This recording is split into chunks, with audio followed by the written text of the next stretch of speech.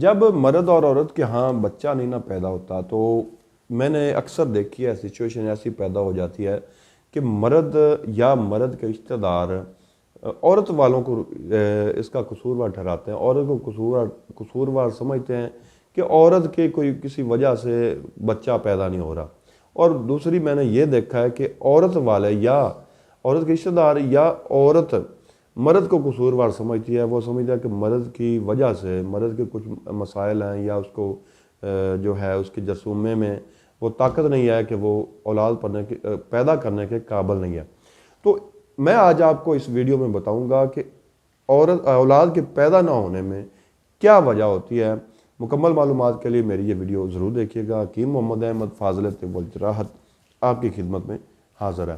ناظرین، اولاد کا پیدا نہ ہونا مرد اور عورت دونوں کے لیے انتہائی پریشانی کا سبب ہوتا ہے، اور اس اولاد کے پیدا نہ ہونے کی وجہ سے مرد اور عورت دونوں پریشانی کا شکار ہو جاتے ہیں، اور بعض اوقات میں نے دیکھا ہے کہ کچھ جوڑے علاج کروا کر تھک جاتے ہیں اور سمجھ بیٹھتے ہیں کہ اب ہمارا علاج ممکن نہیں ہے۔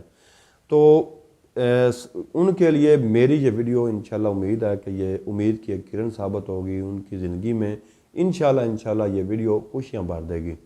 تو میں آج آپ کو بتاؤں گا یہ کہ اولاد کے پیدا نہ ہونے میں مرد کا قصوروار ٹھہرانا یا عورت کا قصوروار ٹھہرانا، اس میں وجہ کیا ہوتی ہے اور اس کی حقیقت کیا ہے۔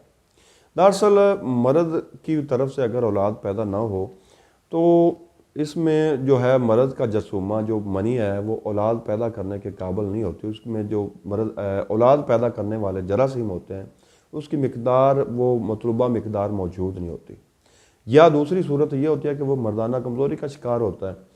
مردانہ کمزوری کا شکار ہو تو اس کا علاج الگ ہے۔ میں نے اپنے جو ہے چینل پر مختلف نسخہ جات بتائے ہوئے ہیں، آپ نسخہ جات حاصل کر سکتے ہیں، انشاءاللہ آپ کو فائدہ ہوگا۔ اور اگر جرثومے کا کمی ہے، آپ مرد کے جراثیم مکمل نہیں ہیں، تو اس کا علاج الگ ہوتا ہے۔